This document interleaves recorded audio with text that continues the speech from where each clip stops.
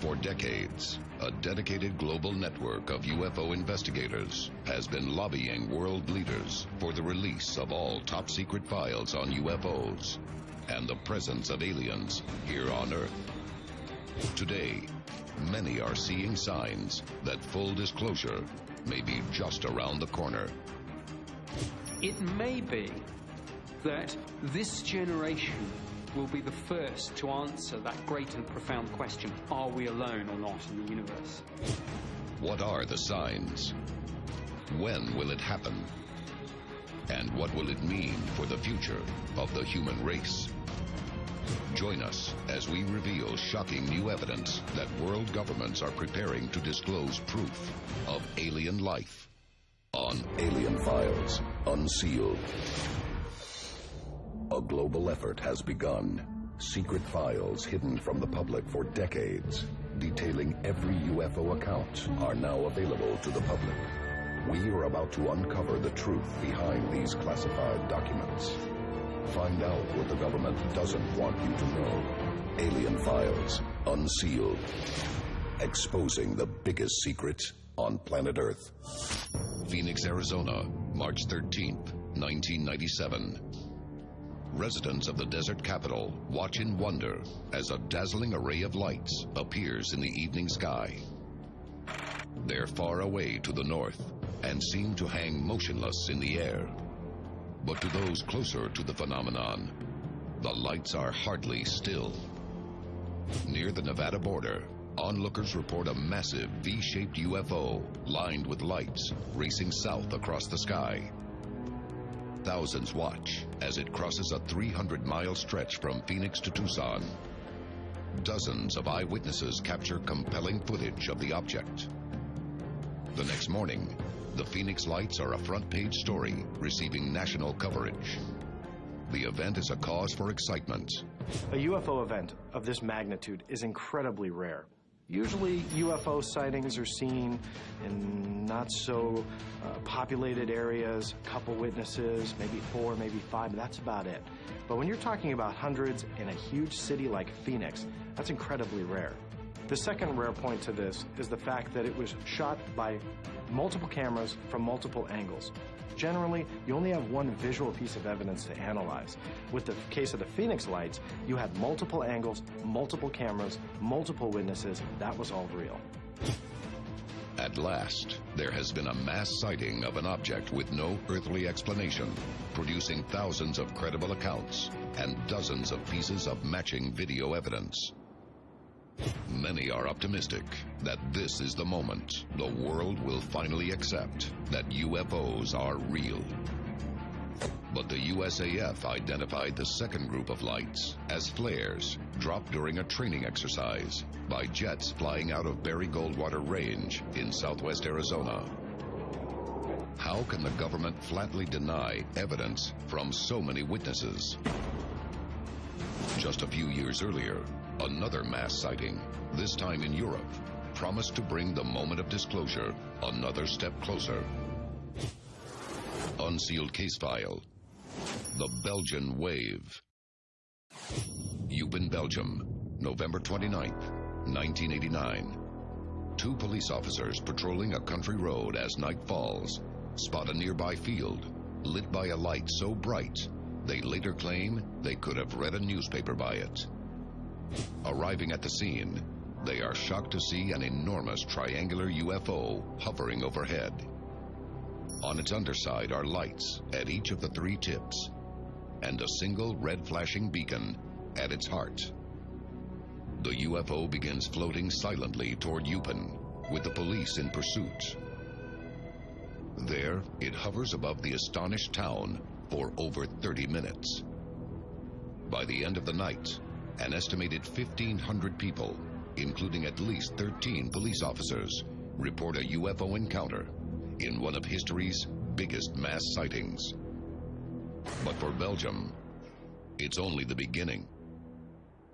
For the next 2 years, the nation experiences an unending wave of UFO sightings that leave experts baffled. The unidentified craft fall into one of 2 categories. The triangle, like that seen at Eupen, and a second massive craft dubbed the Inverted Aircraft Carrier. By the time the wave comes to an end in 1991, some 13,000 people claim to have seen a UFO. Skeptics will claim the objects to be American stealth aircraft on routine maneuvers. But the U.S. Air Force denies any of its aircraft were operating in the area at the time. The Phoenix Lights and the Belgian Wave represent two moments where world authorities could have ended the truth embargo once and for all. The question is, why didn't they? What do they have to fear? Coming up, we investigate two famous incidents where the U.S. government actually admitted the existence of UFOs, taking the world to the brink of full disclosure. The sheriff quickly notifies officials at Roswell Army Air Force Base that there has been some kind of air crash, and the base sends an investigator to examine the wreckage.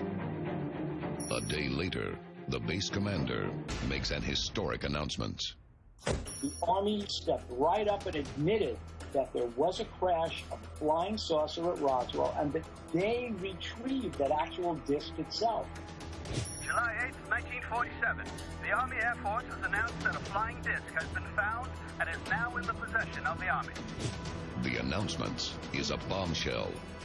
America has recovered an alien spacecraft. The story quickly becomes international news. The military appears caught off guard by the intense scrutiny and scrambles to divert the world's attention. Shortly after the military said that they had captured a flying saucer, they completely rebutted their own story and said that it was nothing more than a weather balloon. But there was a problem that they have yet to address even over 6 decades later. There were witnesses, one of which said that there were bodies that were seen at Roswell Army Airfield. According to reports, there was much more to Roswell than what appeared in the press. Many eyewitnesses that night set out for the crash site to investigate, only to find it cordoned off by military roadblocks. The troops standing guard had a chilling message for any who approached. And he said, "Can't you get this through your head? You never saw anything. You were not there. You don't know anything." And he said, "We can just take you out in the middle of this desert and no one will ever find your bodies." He said, "You'll be nothing but bones and nobody will ever know what happened to you." In the end, the denial works and the public furor over Roswell subsides. But just a few years later, an even bigger UFO incident will see the government on the hot seat once again. Unsealed case file, the Washington Flap. Washington, D.C., 1952.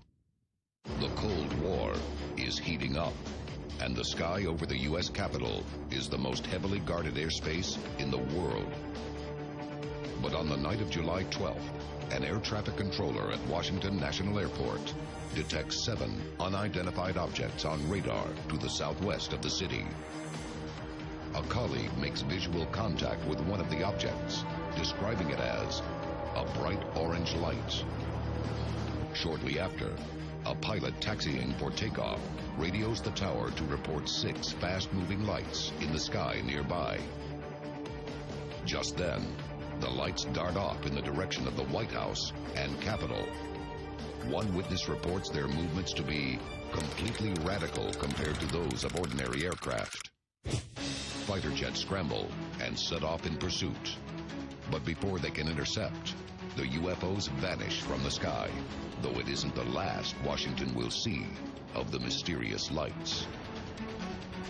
Wave after wave will menace the area for the next 3 weeks before disappearing once and for all. A terrified city looks to the government for answers. Little did the people know, the American military was already engaged in Project Stork, a large-scale investigation into the nation's UFO sightings to establish some discernible pattern in their appearance. The study finds that the yearly number of UFO reports is rising at an alarming rate. Backed into a corner by the Washington Flap, officials make a stunning announcement.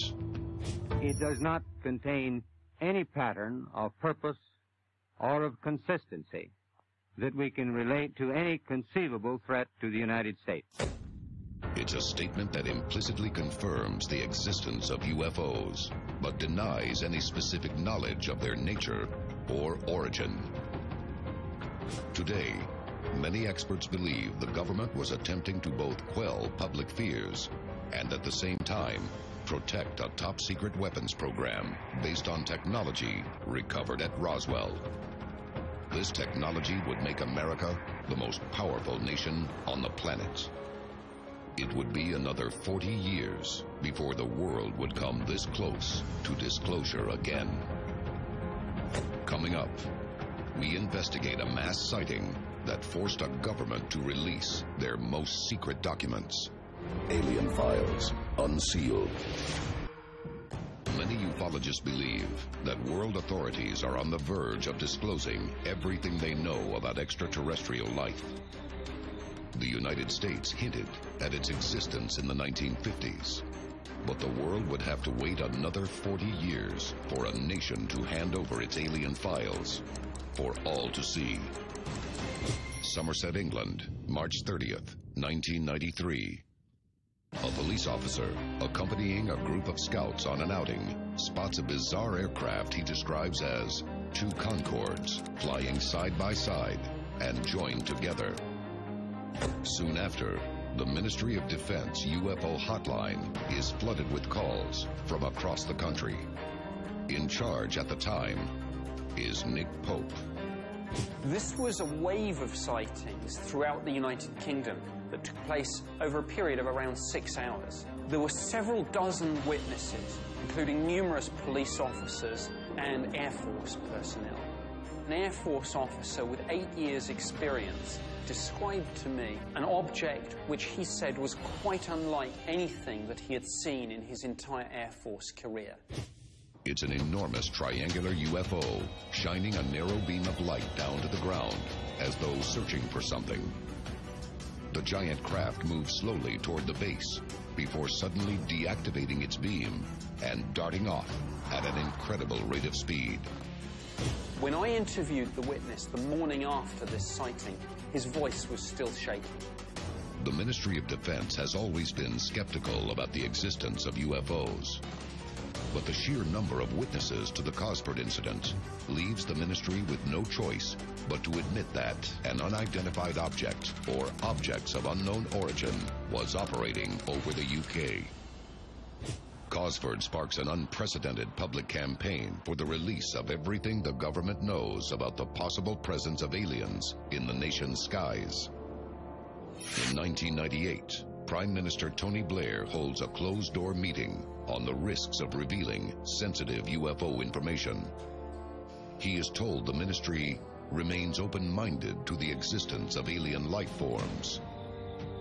The British government's attitude toward UFOs is changing and would culminate with the most sweeping act of disclosure to date. Unsealed case file: the British X-Files. The UK's Ministry of Defence began documenting the nation's UFO sightings in the 1950s. But all of this potentially explosive information would remain under lock and key. But in the year 2000, the British government passes the Freedom of Information Act, granting public access to nearly 60 years of the nation's X-Files. Upon their release, the millions of pages expose decades of systematic government misinformation on UFOs. There are also documents that show how consistently, over the years, the Ministry of Defence tried to downplay the extent of the UFO phenomenon and discredit any media outlets that ran serious stories about UFOs, and portray anyone who investigated UFOs as cranks. Among the documents are stunning accounts of UFOs directly endangering hundreds of lives, including a terrifying incident in 1995 in which a Boeing 737 approaching Manchester Airport nearly collided with a UFO. But of all the details to emerge, perhaps none is more alarming than the number of sightings over RAF Woodbridge. There are lots of rumors that there were nuclear weapons at Woodbridge. I think the number one issue here is technology. UFOs are interested in our missile sites, our nuclear weapons program, our military bases. The number one issue is defense. Britain's X-Files are a shocking indictment of the government's willingness to mislead the public, and only underscores the need for full disclosure. And that moment might be just around the corner. August 16th, 2012. A flying saucer appears in the sky over the planet Mars, racing toward the surface. But it's not a UFO. It's NASA's Curiosity rover. Her mission, to search the surface of Mars for signs of life. Recently, these efforts produced solid evidence that liquid water existed on Mars. For ufologists, this discovery had vast implications. We know from here on Earth that water is an essential element to creating life. Knowing that water existed on Mars at some point in liquid form, it just opens the possibilities of there being life on Mars. All the evidence points to the fact that Mars could have very well supported life in the past and maybe supports alien life to this very day. Many experts believe that with the discovery of water on Mars, finding life cannot be far off. And if NASA is allowed to go public with this information, they are convinced that even more profound revelations will soon follow, ending decades of speculation about the existence of alien life once and for all. But many experts urge caution. They warn that full disclosure may turn out to be a double-edged sword. Why might the revelation of life on Mars cause panic on Earth? Many people want to feel like we're the only game in town, or they're the only game in town. Any change to that paradigm of us being the center of the universe is very upsetting to some people. They might be a religion, they might be a government, what have you. And when those powers are threatened, they tend to fight back and fight for their control.